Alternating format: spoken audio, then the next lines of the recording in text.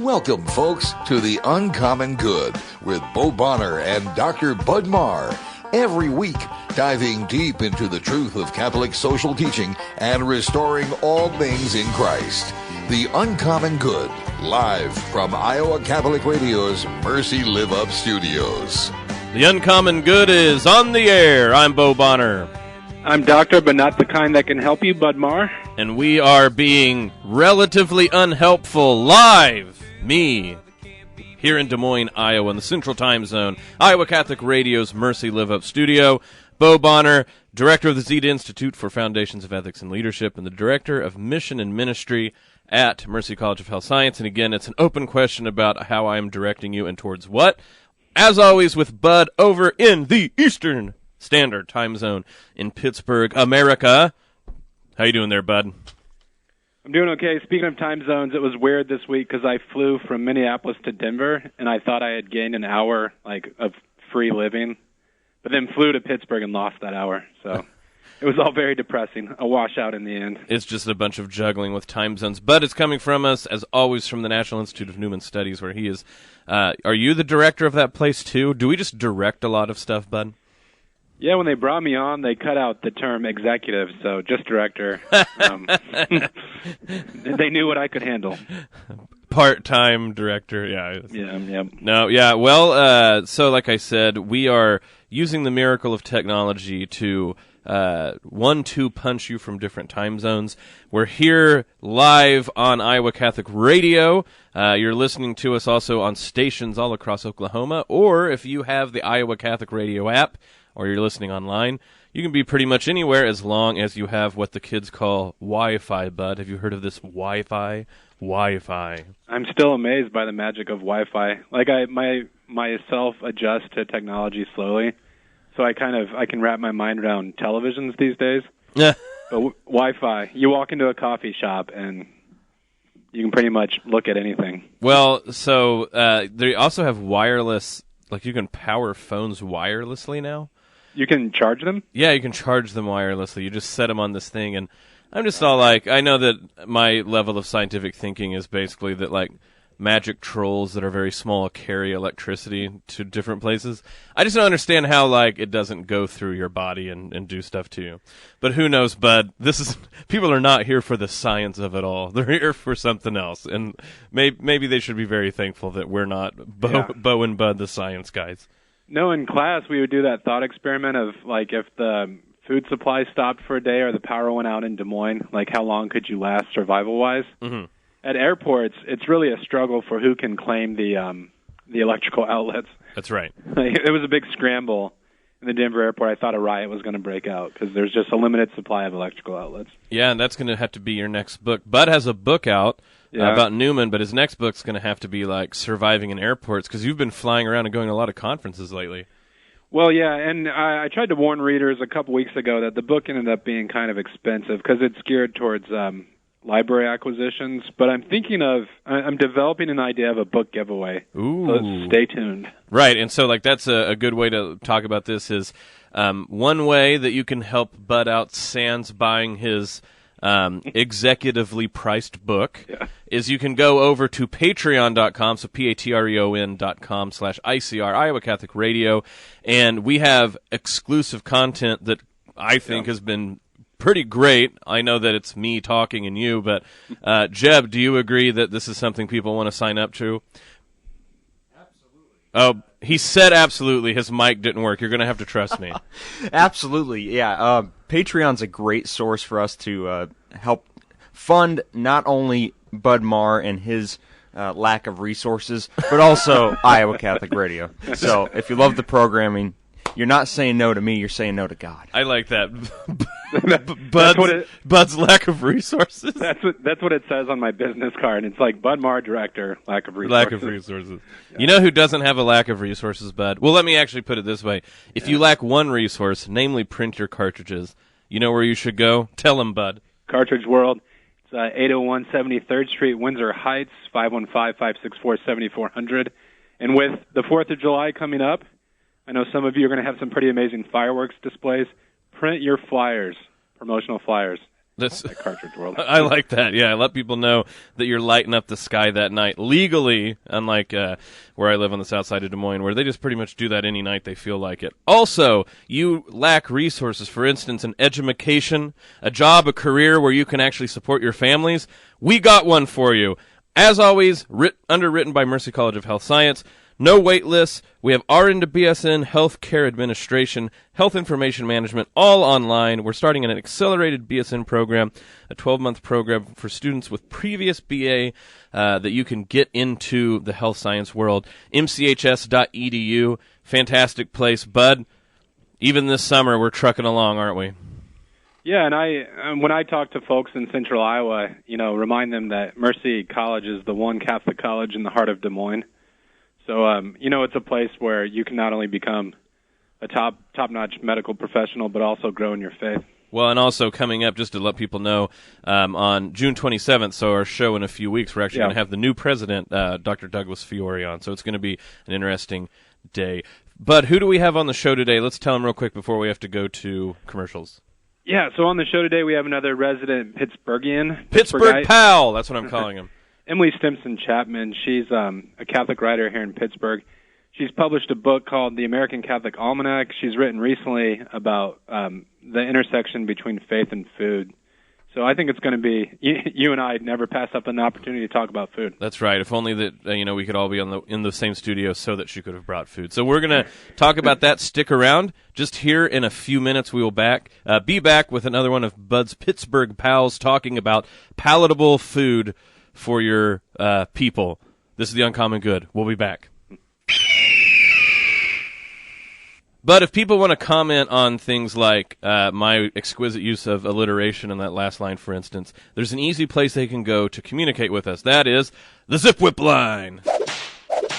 515-223-1150, 515-223-1150. If they want to alert us to know that there's a specific question they have for our show, hashtag UCG for The Uncommon Good. The Zip Whip line, 515-223-1150. But what kind of messages do you want from the folks out there today? What should we be begging people to show up on the text with the Zip Whip line?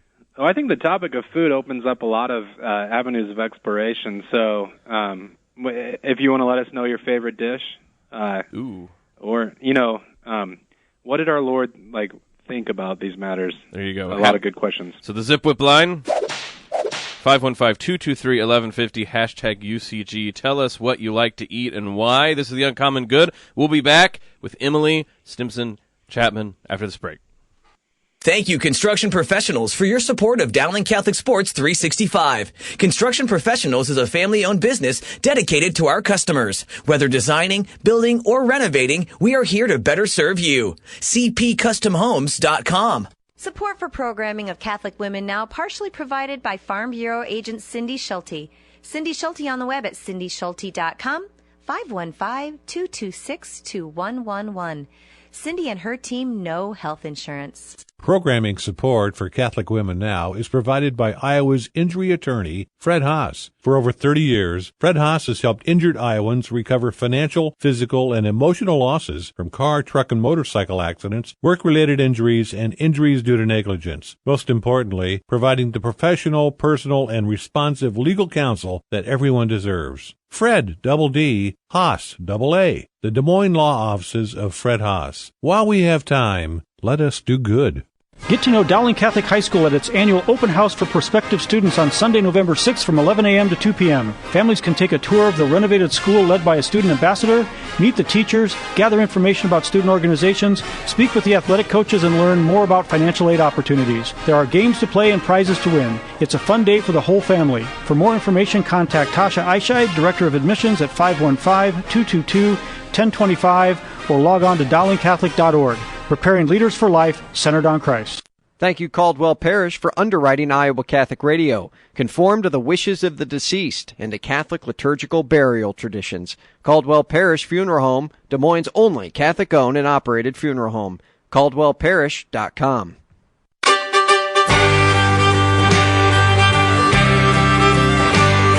We're back with The Uncommon Good. Bo Bonner and Dr. Bud Marr. Today we have, like we said, another great Pittsburgh pal of Bud. We want to really Thank Bud for exploring this gold mine out east. But we've had wonderful people on the show that Bud, that's in the orbit of his life out there, and so we have someone else today. Bud, who is our guest today? Our guest this morning is Emily Stimpson Chapman, who's an award-winning Catholic writer. Her books include The Catholic Table, Finding Joy Where Food and Faith Meet, also the American Catholic Almanac. Chapman writes regularly about faith, hospitality, and food at her blog, thecatholictable.com. Emily, thanks for being with us this morning. Oh, it's great to be here. Thanks for having me on. So I'm kind of curious. Bo and I, we a couple years ago met Jeff Cavins, and he told us about this ministry that he has where he does missions at Catholic parishes. But preceding the talk, there's like a barbecue truck that shows up. And this got our wheels spinning, like the different angles that you could possibly have, like sort of teaching people about the faith. I'm curious with your own path, how did you start writing about food and faith?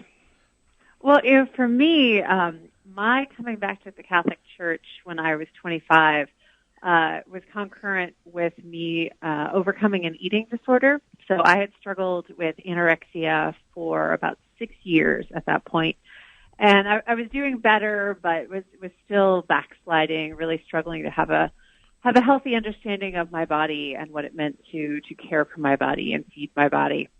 And when I came back to the Catholic Church and was just reading like a crazy woman, because that's what I do, discovering more about the Church's teachings on the Eucharist and the theology of the body, and really having a sacramental worldview, a world where you see matter as grace, as something created by God and loved by God, that transformed the way I saw food. It transformed the way I saw eating. And so for me, the Catholic faith and food and God's love and the love we show to one another, it's all been bound up together for a really long time now. Yeah, and reading your blog this week honestly was making me hungry, because yours is the first Catholic blog that I've come across that touched on the importance of eating cheese. So this really warmed my heart. I want to thank you for that. But I really love that kind of story that you tell. How did eating cheese change your perception of yourself in relationship to God? Well, when I was 25 and I had just come back to the church, and I went on my first trip overseas. I went to visit a friend of mine who was from Wales. And for years, I had been eating, like, fat-free cheese. I'd been eating all these horrible, non-fattening, non-caloric food products. And when you don't eat good food for a long time, you start to think it tastes okay, like fat-free ice cream, and tofu. Like, you get brainwashed. You kill your taste buds. So I went over to Europe, and in Wales, her mom kept serving us these amazing cheeses. And it was like fireworks going off in my mouth. It was like, I didn't know cheese could taste so good. I'd forgotten so much. And really, through those types of experiences, I was starting to see how food is a sign of God's love. Like, cheese doesn't have to taste awesome. Bacon doesn't have to taste awesome. There's all these things that don't have to taste great. They don't even have to exist. Like, we could just be soaking up our nutrition from the earth and rain like plants do. But God filled the universe with all these tasty treats that we need to eat in order to be properly nourished. And, that's just a sign of his gratuitous love, just a total gift of delight that he has bestowed on us. And so when I eat cheese, it's hard to, not remember how much God loves me. Emily, this is great. This is Bo over here. I've made a similar point about birds. Like, they could just burp at each other for mating calls, but God has made them like sing songs, right? He goes overboard in a way, right? And that's what's so great about him is he goes overboard. And in food, this is awesome. The thing with me with cheese, because I'm an oblate down at a monastery, and they didn't become beer monks or coffin monks. They became cheese monks. And good monks. Yeah, good monks, right? So they make a really nice Gouda. And what I thought was really appropriate about this is, of course, cheese is very much, and anything really that you have to ferment. Another way that it reflects the glory of God is it's all fermented, right? So it has to sort of go through a process of death before it's resurrected as the thing we'll eat. And that's what I love about cheese, right, is it starts out as milk, and it ends up in yummy cheese, but you don't want to mess with it in the middle, right? It's an absolute smelly mess in the middle. But at the end, it comes out reborn as something, like you said, absolutely wonderful. And so even things like, cheese, kimchi, beer, it's funny how so much of what humans figured out is how to let things rot well into perfection. And I kind of think that that's a lesson that even food and how it comes about can teach us about how we live our lives, just dwelling on how is it that we got cheese. Like, I'm always like, who's the first person who figured out cheese? And the answer is a very lazy person. No, that's awesome. And that's part of the sacramental worldview too. I mean, as Catholics, we are called to look at everything in creation and realize that it's teaching us something about God. It's teaching us something about ourselves. Like, the entire created world is an occasion for grace, because there's always lessons just like that contained within it. My husband came in the other day and he said, I just realized that there is cuteness in God. And I was like, what? God cute? I don't usually think about that. And he's like, but God made bunny rabbits, and bunny rabbits are cute, and somehow they reflect the Creator. And so somehow there's this cuteness in God. There's majesty and there's cuteness. So yeah, it's such a much richer, more fruitful way to live when you can look at the created world and recognize how much truth there is around us and how much we can learn about ourselves and God and how to become the people He created us to be. Well, this also reminds me, I was looking up an old-timey like act of devotion or act of love towards God, the sort of prayer where you state the fact that I'm going to have faith in God, or I'm going to have hope or love. And this act said something to the effect of, God, I know that you are happy in yourself. And it was one of those deals where, we're always thinking that, He's making us happy, or we're going to be happy if we find Him. How often do we think that God is happy? That God Himself, like, if He's going to be the being we say is, that He's happy and that He has delight. And once you get your mind wrapped around that, it starts to make sense that He does exactly what you're talking about. Like, we have to have food, we have to regenerate our energy in order to do things. And on one hand, right, he does that. He puts it both ways. Something must die so that you must live. But on the other hand, this is full of delight. This refueling that, like you said, could be stripped of all sort of wonder and awe. He fills with delight. Why? Because He is happy in Himself. And I just, frankly, that kind of blew my mind to think about it that way. No, I love that, because that's what we're made for. We were made for joy. We're not made to be, rotting. We're made to live eternally and have joy, and we have to pass through sort of this purgatorial process here on earth, and sometimes in purgatory because of sin. But yeah, God wants us to be joyful, and He, even in this purification of life, is still just showering us with signs of His own happiness and joy, which we're supposed to partake in someday. Well, and Emily, one thing I really liked about your blog is, it gets into this theological exploration that we're doing this morning, but there's also a lot of brass tacks that I found there, and just really helpful advice about things that we face every day. Now, if I could play devil's advocate for a moment, at one point you were talking about your struggles with an eating disorder and how you kind of moved out of that, and you said, one piece of advice that you threw out there was, eat only when you're hungry, stop when you're full, listen to your body. And I really like that idea, but it doesn't seem to work very well for me. I mean, I go into meals thinking I'm only going to eat till I'm full, and then it's I go into this trance and I wake up an hour later and it's oh, I'm more than full. I had to play around with that for a while though to figure that out, because I'd been eating so little for so long, and then I would binge and I'd eat too much. And so my body didn't know what it meant to be hungry or full. So it was I had to intentionally sometimes eat more to go, okay, that was too much. And then I would intentionally eat less and go, okay, next meal I can eat more. And so it was really a process. It wasn't I just one day said, eat when I'm hungry, stop when I'm full. Okay, got it done. It was an ongoing process, and it took a vow. I had to make a vow to God, not just okay, I'm going to do this, but all right, Lord, I am solemnly committing. I want to care for my body like you want me to care for it, so I'm going to follow these rules. And I'm a choleric, so rules are easy for me to follow. My nature is rules. I love rules. Yeah. So if someone is not a rule person, that's going to be harder. But for me, I was okay, this is the personality God gave me. This is what works for me. So this is how I'm going to approach that issue. Yeah, not a rule person here.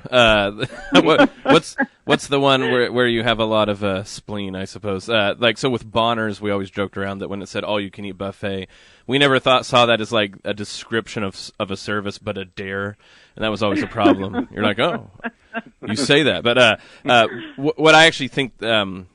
What else you point out? I was talking in class yesterday about Aristotle and happiness, and what do people think happiness means? And people brought up food. They go, food makes them happy. And I thought it was interesting because usually when people throw that out, what they mean is like the immediate pleasure they get out of the food, which of course we have, and we just talked about how wonderful things taste.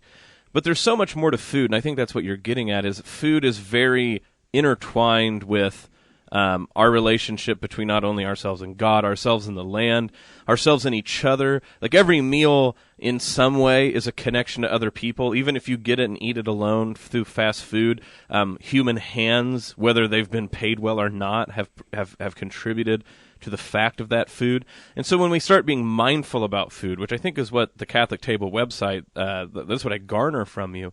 When we start to be mindful of food, we start to see that not only relationships but joy is intertwined in it in so many ways. It's not just the actual pleasure of the food tasting well and nice. It's actually when we can eat together, when it reminds us of our why we should be, have gratitude, when it reminds us of the thick communities we have that bring us food. And so I think it makes total sense that this is what you're leaning into to say, if we're going to recover a Catholic sense of community, food is a place to start.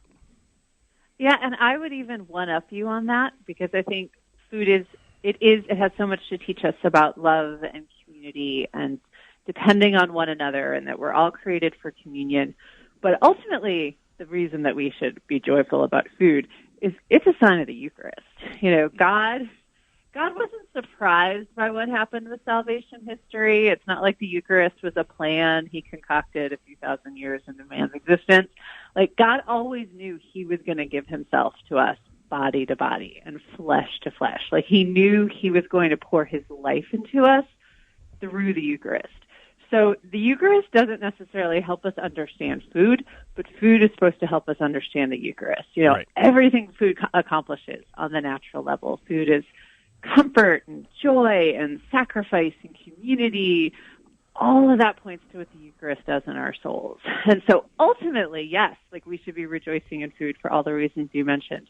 But most of all, because it's a window into the total sacrificial, gratuitous love that gets poured out on us every time we go to Mass. And now, for me, that was the issue with the eating disorder that really transformed things. And I'm going to one-up you one more time. Whoa. Yeah, let's just keep this going. Like a throwdown. Yeah. Here. One up the one up. So Alexander Schmemann, an Orthodox priest, he wrote that it's precisely with food where when we talk about the priesthood of all believers, but even the sort of priestly nature of humanity in and of themselves comes, because when we, and this is the connection, like you said, with the Eucharist before all time, when God made man flesh and spirit, now when we consume food, it's a priestly act because we take the material world and we, so to speak, offer it up into our spiritual endeavors. It's weird to think, right, that both rutabaga and,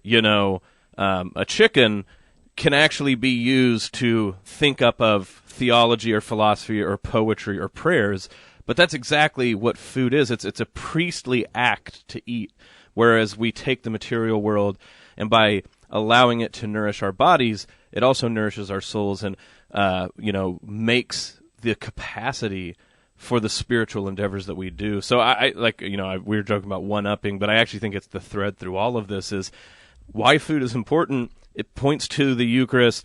It makes us understand it better. That's why God chose the sacrament as he did. But it's also the sort of priestly act that all of us do, right? Not the priesthood reserved for the priests of the altar, but this sort of priesthood by the sheer nature of who human beings are. No, I think that's so true. And, even the act of cooking is sacrificial. So I'm having a dinner party tonight. We're having some friends over.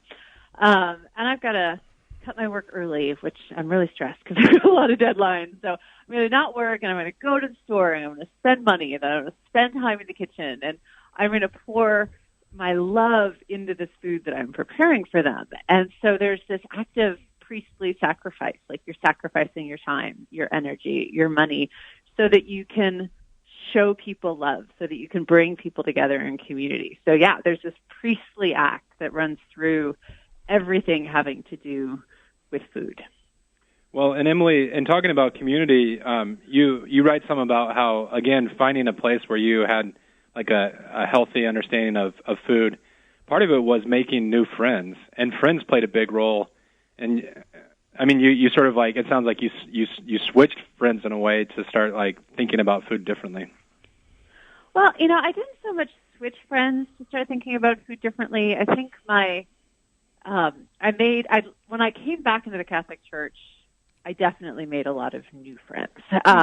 But food I loved cooking for people even before I came back into the church. I remember when I was a sophomore in college, so even without being able to make those connections, and I made some like fat-free cookies for people for Christmas, and they were terrible. And so I made a vow at that point. I was like, all right, I will never serve gross fat-free food to people again, no matter what I'm making myself eat. Amen. So even with my Protestant friends, who were awesome, and I never can say anything bad about my time away from the church, because I was surrounded by these amazing Protestants who helped me to really know Jesus and learn what it meant to be a disciple, and I was blessed so much by my time with them.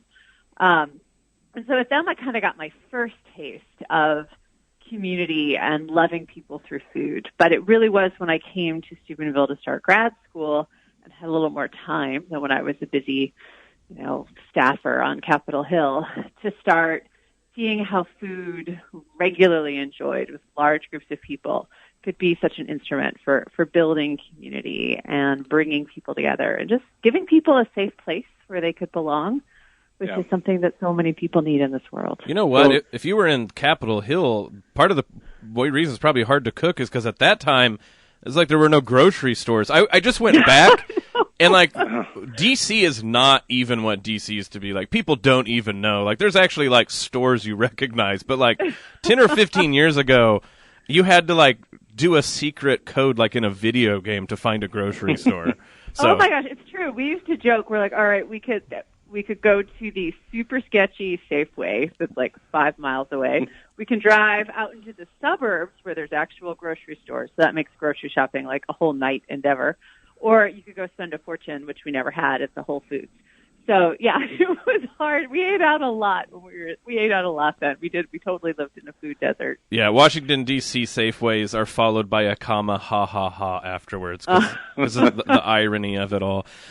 We're coming up on the break, but like I throw that out there. And sorry, but I think I interrupted you. You can No, it's okay. What I think that's interesting about this, I know we're joking around about D.C., but I do think that there's something about that is when you start having even something like the grocery stores are all in satellite communities, there's not some place you go and get to know people. Again, we start dissecting how food works, and then we start realizing that we're actually even truncating some of the experience that goes into making food. Like, how many people know their butcher anymore? But used to, that was, I'm sad about this because I would love to know the guy that like cut steaks, because then I would like be his friend, and I'm imagining that I would bring him booze and he would give me better cuts of steak. You see, I'm joking around, but I think that comes into it too. We don't even have friendships in that regard, and so being in a food desert matters for what you're talking about. It does, because we're disassociated from how our food comes to us. I mean, there's so many people who don't have any idea really where cheese comes from. Like, they don't know that it's the cow's milk that makes the cheese. Or all they're doing is buying frozen foods. And so there's no joy of cooking. There's no sacrifice in cooking for others. So huge lessons about food are being missed because of this fractured, overly busy, consumeristic, detached from the land, detached from craft culture that we live in. So I like the way that Emily put it a few minutes ago when I said switching friends, and she said no, it was more like expanding friendships. And like a thread that I hear in the conversation as well is like this really, like something like cooking, the sacrifice that you make there can be a form of evangelization, like forging these friendships. And maybe that's what we can talk about when we come back, like this kind of how even like the sacrifice of cooking can stand out in our culture that has these kind of Gnostic tendencies. That's right, and I'm going to have to make the sacrifice to say we have to go to break. When we get back, we'll follow up exactly on those sort of issues. This is The Uncommon Good. We'll be back after this break. Friends, if you want to comment on the show, like I said, we always have the Zip Whip line. 515-223-1150. Just hashtag us at UCG for The Uncommon Good. Also, if you'd like to leave comments, we have Iowa Catholic Radio as our Facebook page. We also have at IA Catholic Radio as our Twitter handle, at IA Catholic Radio. You can also sign up for our bi-weekly e-newsletter, mailed every other Wednesday, complete, easy-to-navigate source for station headlines, event registration, program highlights, and more. Only 2 emails per month, so we do not bombard your inbox at all. But like we said, you want to tap in, talk to us. We'd love to hear from you, all those different venues. This is The Uncommon Good. We'll be back after this. Support for programming of Catholic Women Now partially provided by Farm Bureau agent Cindy Schulte. Cindy Schulte on the web at cindyschulte.com, 515-226-2111. Cindy and her team know health insurance. Thank you, Caldwell Parish, for underwriting Iowa Catholic Radio. Conform to the wishes of the deceased and to Catholic liturgical burial traditions. Caldwell Parish Funeral Home, Des Moines' only Catholic-owned and operated funeral home. CaldwellParish.com. Support for The Uncommon Good is provided by Cartridge World. Cartridge World is an industry leader delivering high-performance printing products that help you save time, money, and print great. Perfect for businesses, home offices, college students, or busy moms trying to find affordable printing supplies including ink, toner, paper, or printers. For business customers, pickup and delivery are available. Products are guaranteed or full replacement. Cartridge World, your low-cost, environmentally friendly printing experts, 801 73rd Street in Windsor Heights, 515-564-7400, and online at cartridgeworld.com. Correll Contractor serves Des Moines and Central Iowa for all earth moving and excavating needs. Family owned since 1959, Correll Contractor will complete a project you can be proud of, on budget and on time. Correll Contractor, 515-221-9669 or CorrellContractor.com. Thank you, Big Red Q Quick Print, for underwriting the sports report. Family owned and operated since 1980, Big Red Q Quick Print is a full-service print shop, ready to help you with all your printing needs with speed and accuracy. BigRedQ-DesMoines.com. Thank you, Golden Rule Plumbing, Heating, and Cooling, for sponsoring my show. John Leonetti in the morning on Iowa Catholic Radio. Golden Rule, servicing Des Moines for over 15 years. They obey the rules to live by, especially the Golden Rule. Online at goldenrulephc.com.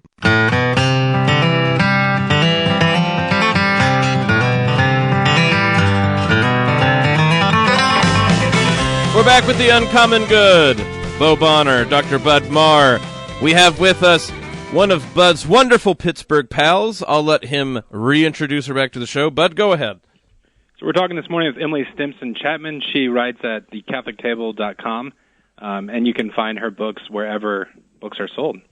So, Emily, thanks again for being back with us. You know, one of your blog posts, I can really identify with this one because you say at the top of the list of things you don't understand is Pittsburgh traffic. And I think I think my guardian angel that I'm alive 7 months into living here because it's really been harrowing at times. But further down, or like close near the top of the list, is dry dinner parties. So dinner parties without wine or some form of beer. What did you have in view when you wrote that post? Well, you know, I've come to the conclusion that I think my group of friends drinks a lot. Okay. No, it's one of those things that you go out and you read the Bible and God talks about giving us wine to make man's heart glad. Like gladness is actually a synonym in the scripture for wine. So whenever you see gladness, that's usually in a food post. That's talking about wine. So there's something about wine that increases, or beer or martinis, you know, whatever it is. Yeah. It increases sociability. It helps people to relax. Like usually when you go to a group with people you don't know, there might be a little tension, or you're stressing about the work that didn't get done, or your 2-year-old is not, you know, potty trained yet. And just a little bit of alcohol, not a lot, not drinking to excess, but drinking, as St. Thomas Aquinas would say, to the point of hilarity, allows you to relax. It allows you to let go of some of those struggles that were weighing you down before you walked into the dinner party, and really open yourself up to others so that you can see what they're struggling with, see who they are. There's a an element of conviviality that goes with wine and beer that is, has hints of the merriment of heaven. See, as a convert and who grew up Southern Baptist, two texts that I and we read the Bible all the time growing up, but two texts I was surprised when I was considering becoming Catholic. One is John 6, and the whole, Eucharistic discourse. I'm like, how did I never notice that? But then the other one was exactly the psalm you're talking about. And I was like, what's this about? Or is it the Proverbs? Either way, it was like, what's this about wine gladdening the hearts of men, Mom and Dad? That doesn't seem to work out with teetotaling. Now, I think this is interesting for two reasons. One, I didn't drink until grad school ever, and the person who got me into it is actually the other person on the line, Bud. My mom and dad still say thank you for introducing me to good beer. But second, what I think's interesting, my family was teetotaling by the time I came around because there was so much alcoholism in my family. Yeah. So I understand the initial impulse, but I think this goes back, Emily, this is sort of related to what you were saying with your issues with food earlier in your life. I understand having a stark reaction to something like alcohol, but it seems to miss the point about what we mean by moderation. And the funny thing about moderation is if what we mean is just like staying in the middle, we're actually sort of missing something out. I think that moderation is using things well. And when you don't imagine that alcohol can be used for anything other than getting completely blitzed, the problem is not how much you drink. It's a failure of the imagination to understand what it means to use alcohol well or food well or anything like that. And so I think that that's what people need to start worrying about maybe is less the amount and how can we imagine to do it well like you're talking about. Right. I mean, I think there's this tendency in human beings that's been there since, the garden, that we misuse the good things God has given us. So we eat apples we're not supposed to eat, or we eat too much food. We buy too many cars. We want too much money. We drink too much alcohol. We take things that are a blessing to relieving pain and become addicted to them. It's a misuse of the good. So that really is always the mean that we're called to, is what did God give us this thing for? Because the devil can't create. Like Satan can't create. He can only twist God's creation or lead us to twist God's creation. So when we look at that thing and say, okay, well, how am I called to use that properly? And then go from there. Yeah, so that really is, in a sense, the moderation. It's the mean. It's the proper use. It's finding balance, which is right where God is wanting us to use those things. I don't know. God, the devil might have made Fireball. That stuff is nasty. He twisted stuff. He took different things that God had already made. Right. He took whiskey and antifreeze and put it together. That's true. Okay, your point still stands. Bo, Fireball is a privation of the good. I was thinking how awesome it would have been to be at Cana when Jesus made this nasty, dirty foot washing water and turned it into the finest wine any of these wedding guests had ever tasted. And I was really lucky because my cousin actually married into a family. They're like wine princes and princesses of Bordeaux. So for their wedding, I got to go to Petrus, which is one of the most greatest winemakers in the world, and had like 2 glasses of Petrus at 9 a.m. That was my breakfast. So I think about that experience, and then I think about how much better the wine at Cana would have been. And, I'm hoping Jesus is going to give us some of that in heaven. I'm really hoping they'll be eating and drinking in heaven. You're holding that out, yeah. Well, I know, Emily, you've written some about, like, American Catholicism and the history of the church here in America. And like Bo, I grew up in a tradition where, like, part of the gospel was don't drink, smoke, or chew, or go with girls who do. And I feel like this kind of, like, temptation to see things in excess is maybe, like, a counter-reaction to a sort of, like, a Puritanism or maybe, like, a Gnostic streak in American Christianity. Do you think these struggles, like, with your travels in different parts of the world are, like, uniquely American, or is there something about the culture here that sort of drives us to think of things in that way? I mean, I would say they're necessarily uniquely American, but definitely distinctively American or more American. So a lot of that, from what I've seen, is rooted in a distrust of the body and the created world, and the idea that God can actually enter into creation. He can enter into bread and wine and water and oil and use all those things, pour his grace into those things so that those become a means of sanctification. So Protestantism, and particularly the Puritanism that really dominated America, because Europe still had a lot of Catholics over there balancing things out, that Puritanism, that distrust of the body, the distrust of the created world, I think those are some of the ideas that actually fed my eating disorder, because you can be Catholic, which I grew up Catholic, but I did not grow up thinking like a Catholic. I grew up taking in this, sort of the ideas, the Protestant turned modernist ideas that the body is bad, the body is a problem that needs to be controlled. And it was the Catholic idea of grace entering into the body and redeeming the body and using matter to heal the body that helped me start seeing the goodness of all created things, food, wine, martinis with blue cheese stuffed olives, all the good stuff. Well, and we actually had someone on our text line text in, and they pointed out that this is a hard conversation for those who are alcoholics, and I'm not sure exactly where this came in. I think this was about 5 minutes ago. But I actually think that these two things relate. I don't want to, of course, at all diminish the struggle that alcoholics face, nor people with eating disorders. What I think starts to be interesting about all of this is, so I think about monks who willingly give up many of the good things of this life. So someone might throw back like, well, you guys just, here you are talking about how wonderful cheese is and wine. What are they doing? Does this call into question everything? Isn't the point of monasticism saying the world is evil and full of temptations and, you're escaping from them?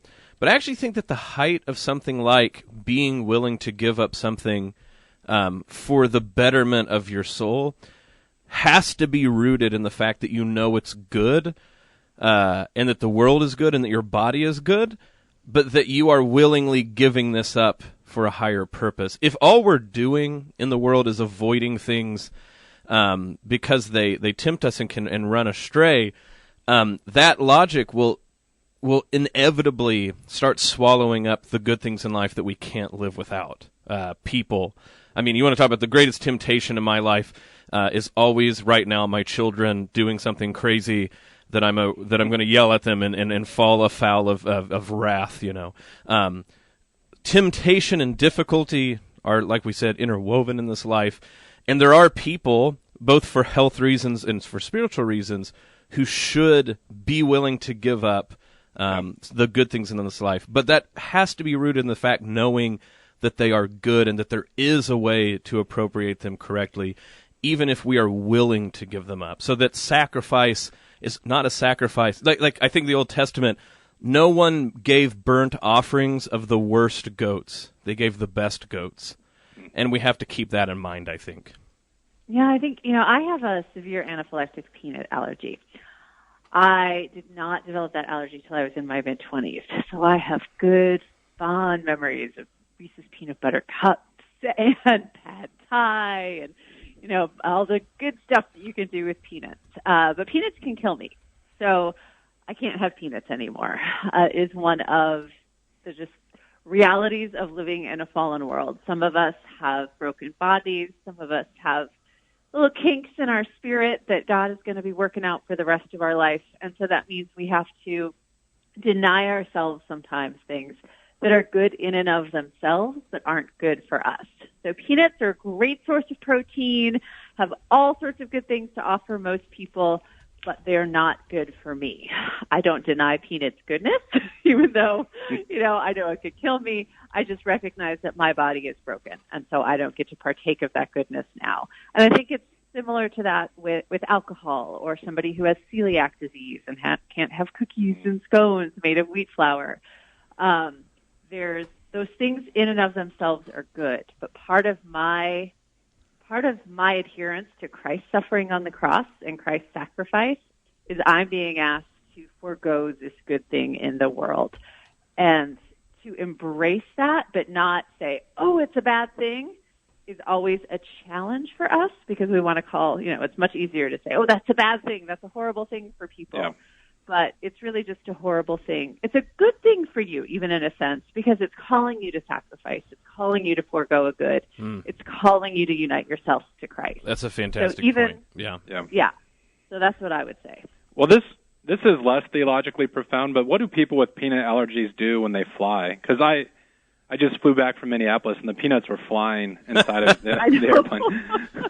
I have to tell the airlines beforehand that I have a peanut allergy, so that they have to not have peanuts on board. They have to do an extra cleaning, and I always make sure to have, stuff with me just in case. And, yeah, it stinks. But the good thing about it on Southwest, I always get to pre-board so I can make sure that I extra clean my spot. So, nice. It is annoying. It is a super, super, super annoying allergy, especially for somebody who doesn't want to ever make herself particular about food. Like pickiness is one of, if you want to irritate me, come to my house and suddenly become a picky eater. Yeah. So it's a cross for me to have to be particular about anything. But like I said, trying to unite myself to Christ here. The peanut allergy, and then I knew someone who had a cinnamon allergy.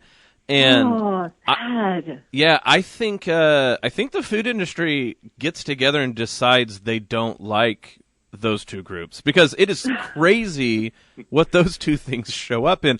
To me, it shows the sort of lack of confectionery imagination of American desserts, that when they run out of ideas, they're like, throw some peanuts in there. And you're like, this is strawberry cheesecake, peanuts. Just do it. So sorry to throw America under the bus. I have a soft spot in my heart for Belgian chocolates and things like this, but we put peanuts in an absurd amount of things. Yeah, I read a lot of labels. We don't buy many prepackaged things. We do a lot of our own cooking. So. Okay, we're going to get off topic about peanuts, Bud. Please save us, because I have more peanut questions that we need to stop. Well, we've covered cheese and wine and peanuts. I know, Emily, you've also spoken in parishes about the theology of the body. I think everything that we've been saying about a sacramental worldview ties into also healing our understanding, or giving us a proper understanding of the goodness of sex, and how this can be one of the ways that God's grace reaches into our lives. Yeah, it's so funny, because the theology of the body is, it's not a theology of sex. It is a theology of what it means to be a human person, made in the image of God, with, a body and soul that are perfectly united to each other. And so a lot of people, when they hear theology of the body, they're like, oh, sex. But if you don't, they're like, oh, everyone likes to talk about sex. I've been waiting for this. But not everyone is wounded in that area. And so people who have really healthy marriages, or who don't carry those wounds from the culture, they hear theology of the body, they think, oh, it doesn't have anything to do with me. Like there's no wisdom I'm going to get from that. There's no graces. But I didn't have those wounds, and my first encounter with the theology of the body was the actual book. I saw it sitting on a table, and I was like, I got issues with my body. The Pope has something to say about it. Maybe I should read the book. And reading that book was such a profound encounter with grace for me. It helped me understand what it meant to be a woman, with strong opinions, and that was okay. It didn't make me less feminine. It helped me to understand how I was called to love and give. And most of all, it helped me to see how precious my body was, not because of its size or its shape, but because of what it allowed me to do in the world. And so whether you are struggling with, thinking your identity is wrapped up in the money in your bank account, or the purses hanging in your closet, or if you are, struggling with your nature as a man or as a woman, whether you're struggling with infertility, whether you're struggling with, so many different issues, the theology of the body has something to say about that, because it has something to say about it, what it means to be a human person, and the goodness of that, and the purpose of that. So all this is tied up with that. Well, I wanted to also say thank you, because I agreed with you when you said you read the actual sermons, the theology of the body, and then read a certain really popular person. We don't need to make a big deal about it, and you were like, did we read the same stuff? Because I was like, thank you. I felt exactly the same way. The other thing I'll throw out, because we're running out of time, is we need to talk to the people who make theology of the body books and point out that people don't need to smile so much on all the covers. Like, settle down with the really, like their face muscles have to hurt smiling. Like, the message is good enough without you needing to oversell it. That's right. I put food and like cute. Was a Picasso picture on my Theology of the Body book. See, so like, I'm going with you there. That's right. You're already an all-star on this show. We need to have you back, and we can just go rifle through book covers and talk about whether we think they help the faith or not. Well, that sounds like a fantastic episode. Yeah, just an hour of just hate talk on book covers. And I want to tell you.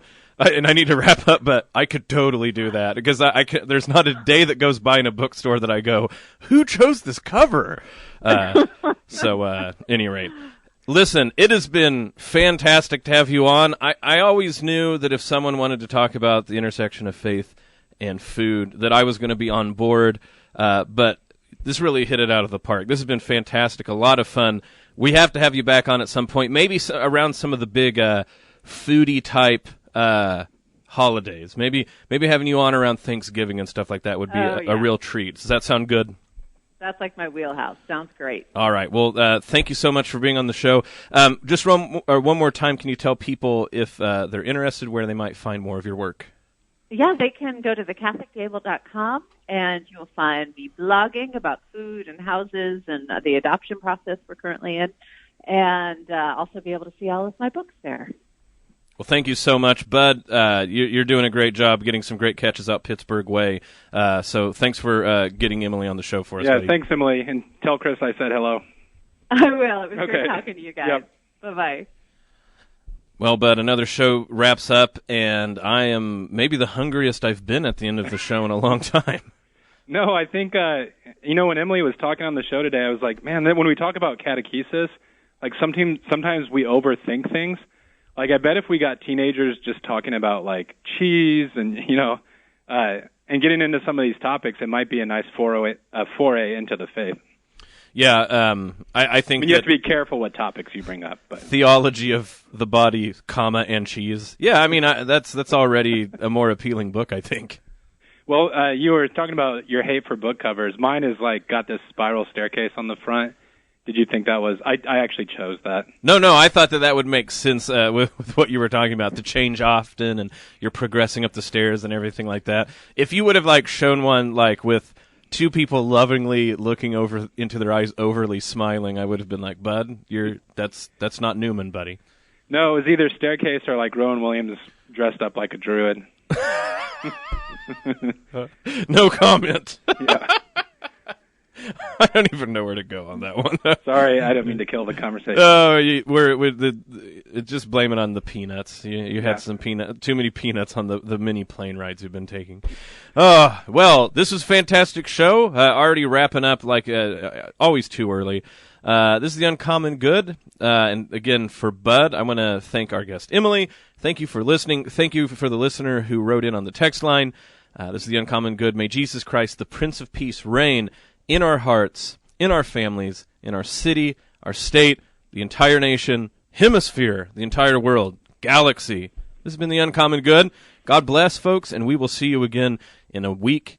Take care. So, Bud, if people want to get connected to our show, if they want to be a part of what's going on at Iowa Catholic Radio, we've discussed how you can text in 515-223-1150, zip-whip line. Social media, Iowa Catholic Radio for Facebook, at IA Catholic Radio, our Twitter handle. In Tune, our bi-weekly newsletter. We got events coming up. We're going to have a wine collection party here in July. We have Iowa State Fair booth August 9th through 19th. Christ Our Life conference coming up in September. All sorts of things you can do. But throughout the day, how can they be a part of our ministry? I would encourage our listeners to think about Iowa Catholic Radio as even a way to structure their prayer life. So each morning at 5:30 a.m., we pray the Rosary together. The Angelus is at 6. And then later that evening, 9:30, you get the Rosary, followed by a gospel reflection with Monsignor Larry Beeson, who's just a wonderful, amazing priest. And it's great to have friends of the station out like that in the diocese. And even going further, and I agree with Bud, like one of the reasons that we do what we do here at Iowa Catholic Radio is so the message of Jesus Christ is on 24/7 on the dial, can penetrate walls, prison walls, house walls, all these walls that people can hear us at any time and listen to an encouraging message of the Lord or pray together. But also, the ministry is not just the people talking on the radio, the people behind the boards, or the people behind the desks.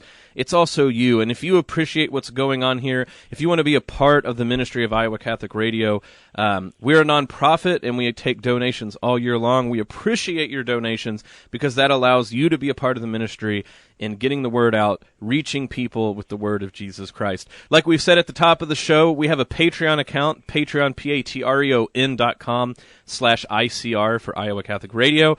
The idea here is if you become a donor for just $5 a month, you can hear exclusive content from, right now it's Bud and I, but maybe we can get other people at the station doing things as well. And the idea is that we're trying to raise specific funds to help with equipment. So, for instance, Bud out in Pittsburgh, we can get a Comrex Opal, as it's called, and then he will be come in even clearer. We'll have guests that can sound better as well. So, again, patreon.com/ICR.